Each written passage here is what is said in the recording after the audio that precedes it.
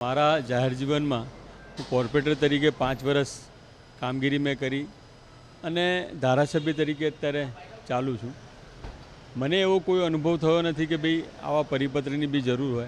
આપણો વ્યવહાર સારો હોય, આપણે સારી રીતે વર્તતા હોય તો દરેક ઓફિસર આપણને સારી રીતે ટ્રીટ કરતા હોય છે.